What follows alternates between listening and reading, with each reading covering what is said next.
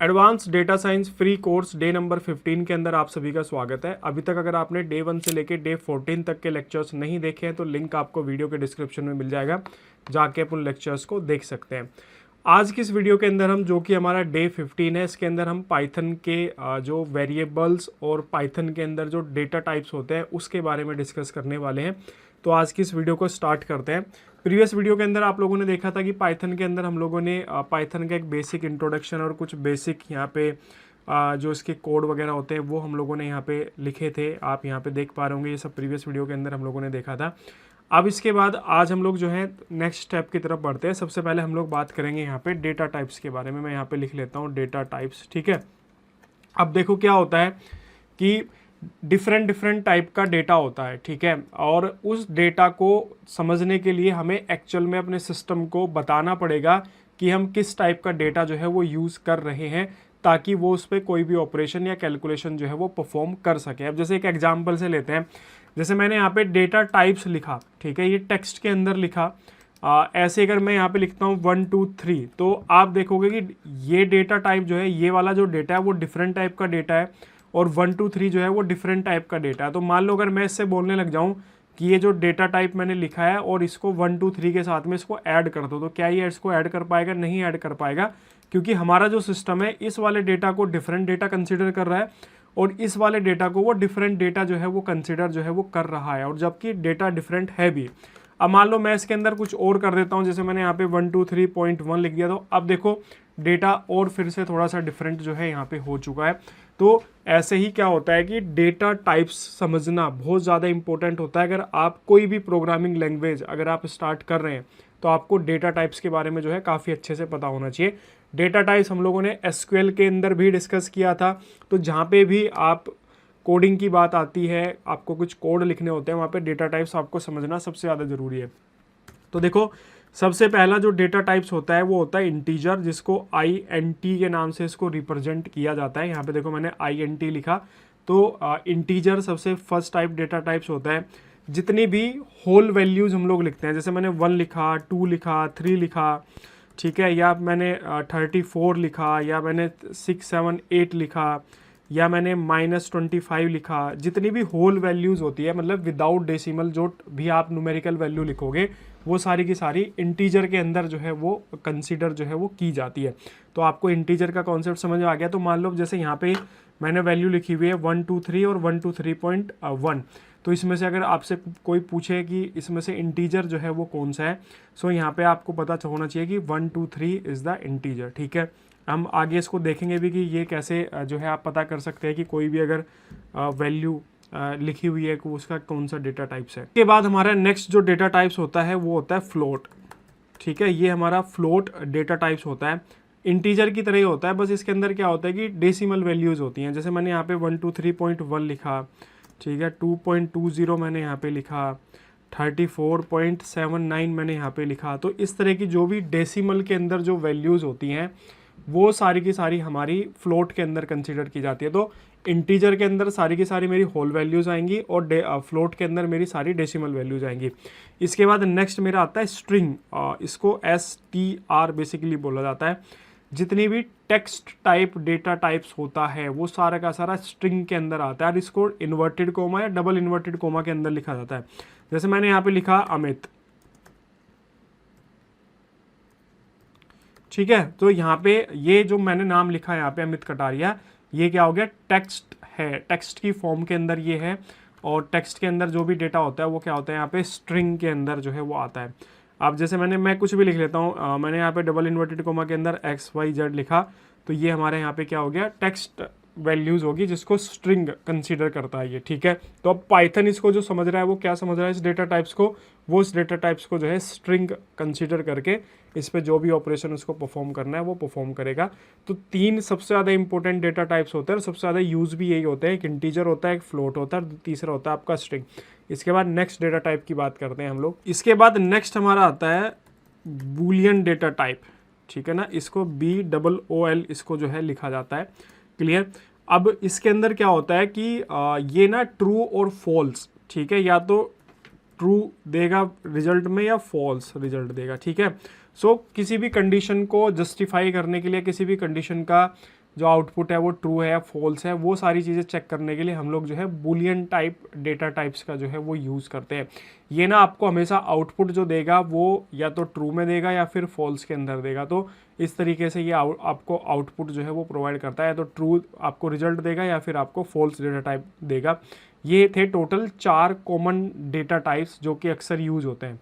इसके बाद में नेक्स्ट कुछ एडवांस डेटा टाइप्स भी हैं, उनके बारे में भी हम लोग बात जो है वो कर लेते हैं। इसके बाद हमारा नेक्स्ट जो डेटा टाइप्स होता है वो हमारा डेटा टाइप्स होता है लिस्ट। ठीक है, लिस्ट बेसिकली क्या होता है ना, आप इसको ना एक बॉक्स की तरह मान सकते हो कि हमारे पास एक बॉक्स है बेसिकली, उस बॉक्स के अंदर हम कोई भी वैल्यू डाल सकते हैं और कोई भी वैल्यू उसमें से निकाल सकते हैं, किसी भी वैल्यू को किसी के साथ में रिप्लेस कर सकते हैं।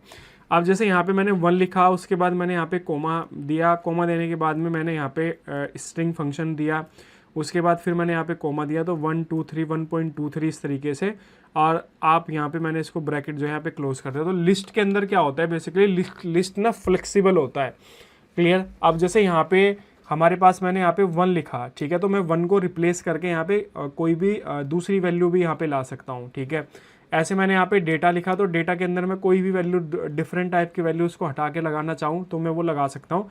तो लिस्ट क्या हो गया, लिस्ट एक कलेक्शन ऑफ डेटा हो गया, मतलब एक बॉक्स हो गया जिस बॉक्स के अंदर डिफरेंट टाइप का डेटा है। ठीक है, और उस डिफरेंट डेटा टाइप्स के अंदर में से आप किसी भी डेटा को हटा सकते हो, किसी भी डेटा को आप ऐड ऑन कर सकते हो, या किसी डेटा को आप क्या कर सकते हो, रिप्लेस कर सकते हो। क्लियर।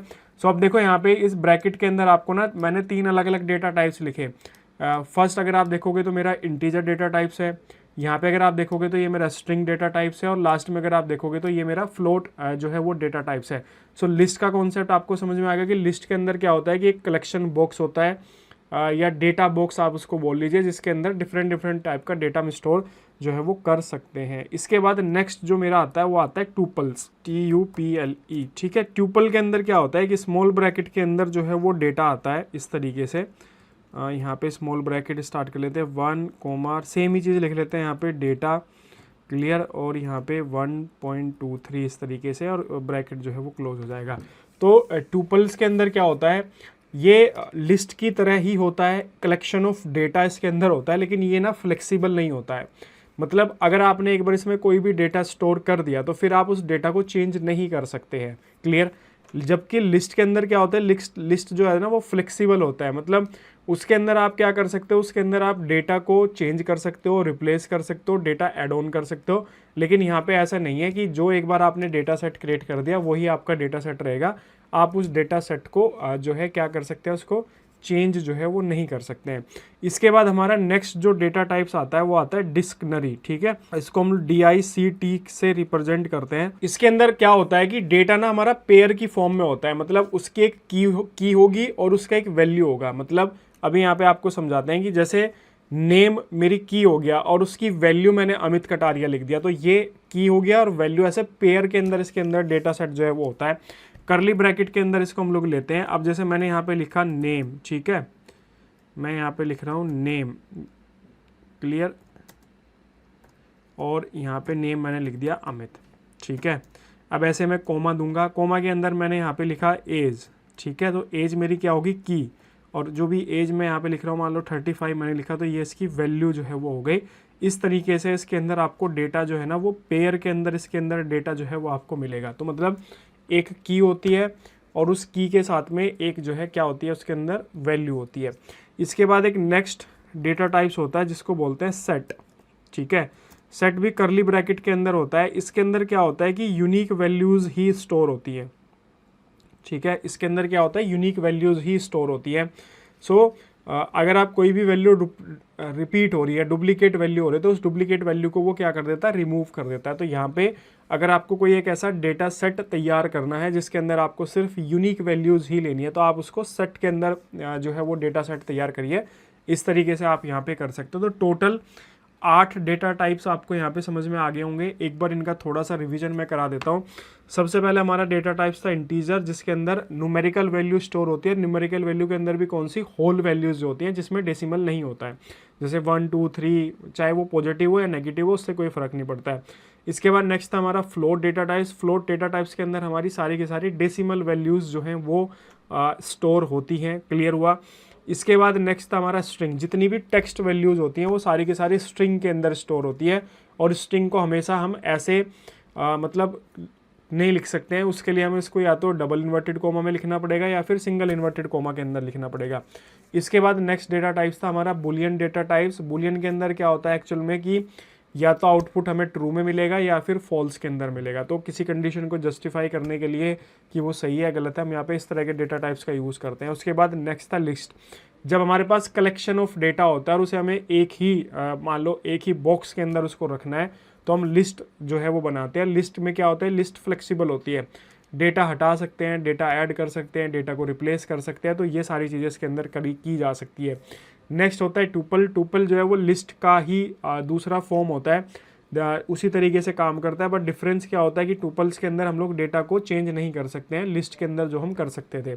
इसके बाद नेक्स्ट आता था डिक्शनरी। इसके अंदर क्या होता है कि एक डेटा हमेशा पेयर्स के अंदर होता है, मतलब उस डेटा की एक की होगी जो कि इसको रिप्रेजेंट कर रही होगी और उसकी एक वैल्यू होगी। अब जैसे यहाँ पे नेम रिप्रेजेंट कर रहा है कि भाई यहाँ से जैसे कोई पढ़ेगा वो समझ जाएगा कि यहाँ पे क्या चीज़ पूछी जा रही है।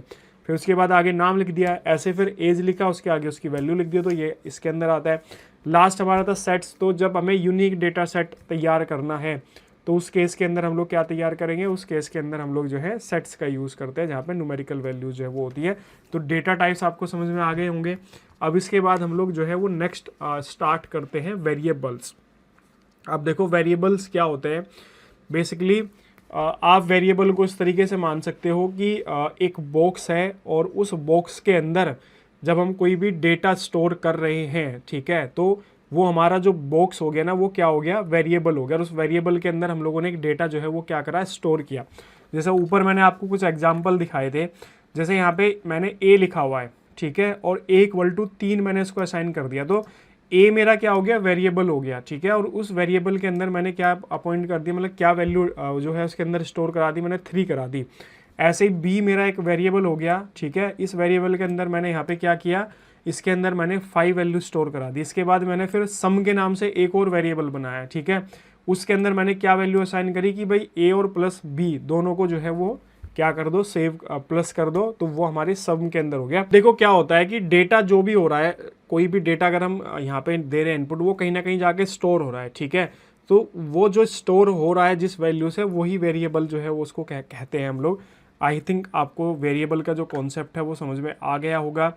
आप बिना वेरिएबल के हम लोग काम नहीं कर सकते। अब जैसे यहाँ पे देखो मैंने ए इक्वल टू 3 लिखा, बी इक्वल टू 5 लिखा, उसके बाद फिर मैंने एक लास्ट वेरिएबल बुलाया मल्टीप्लाई के नाम से, जिसने बोला कि ए इंटू बी, ठीक है। अब यहाँ पे ये थर्ड मेरा वेरिएबल बन गया। उसके बाद हमने इसको प्रिंट करा तो इसने यहाँ पे 50 कर दिया। अब यहाँ पे देखो मैंने कितने सारे वेरिएबल बनाए। एक मैंने यहाँ पे नेम के नाम से वेरिएबल बनाया, अमित कटारिया। उसके बाद फिर उसको एज दी, उसके बाद उसकी क्वालिफिकेशन दिया।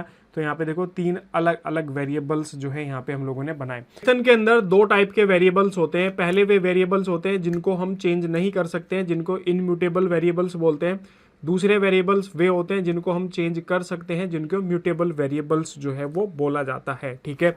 एक और चीज़ आपको ध्यान रखनी है, जब भी आप कोई भी वेरिएबल जो है वो क्रिएट कर रहे हैं, तो एक तो आपको ये चीज़ जरूर ध्यान रखनी है कि किसी भी वेरिएबल का जो नाम है वो पाइथन के इनबिल्ट जो फंक्शन होते हैं उन पे नहीं होना चाहिए। जैसे कि मान लो प्रिंट क्या है, प्रिंट इसका एक इनबिल्ट फंक्शन है, ठीक है। सो मैं प्रिंट के नाम से कोई भी वेरिएबल नहीं बना सकता हूँ। अगर मैं प्रिंट के नाम से कोई भी वेरिएबल बनाऊंगा तो वो वेरिएबल जो है हमारा क्या आ जाएगा, उसके अंदर एरर आ जाएगा। जैसे कुछ करके देखते हैं यहाँ पे।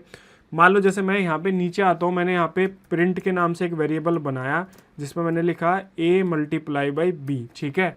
अब हम यहाँ पे क्या करते हैं, नीचे की तरफ आते हैं और उसके बाद में प्रिंट, और उसके बाद फिर से हम लोग यहाँ पे प्रिंट जो है इसको करते हैं और इस तरीके से इसको रन करते हैं। तो यहाँ पे देखो क्या आ जाएगा, यहाँ पे ना एरर आ जाएगा। तो जितने भी पाइथन के इनबिल्ट फंक्शंस हैं उन फंक्शन के नाम पे कभी भी आपको कोई भी वेरिएबल का नाम जो है वो नहीं रखना है। अब ये कौन से इनबिल्ट फंक्शन होते हैं, धीरे धीरे आपको चीज़ें जो है वो जब आप इस पर काम करोगे, कोडिंग करोगे, तो आपको पता चल जाएगा कि कौन कौन से इनबिल्ट फंक्शंस होते हैं। इसके अलावा आप जो है ना इंटरनेट पे जाके भी, गूगल पे जाके भी सर्च करोगे कि मेरे को पाइथन के इनबिल्ट फंक्शंस की लिस्ट दे दो, तो भी वो आपको पता चल जाएगा। क्लियर हुआ। इसके अलावा दूसरा क्या होता है कि जब भी आप इसमें कोई भी डेटा स्टोर करा रहे हो तो उसके अंदर कोई भी स्पेशल कैरेक्टर वगैरह आपको यूज़ जो है वो नहीं करना है। अगर आप उसके अंदर कोई भी स्पेशल कैरेक्टर वगैरह यूज़ करोगे तो भी आपको प्रॉब्लम जो है वो आ सकती है। तो इस चीज़ का भी आपको ध्यान रखना है। क्लियर हुआ? तो डेटा टाइप्स आपको समझ में आ गए, वेरिएबल्स आपको समझ में आ गए।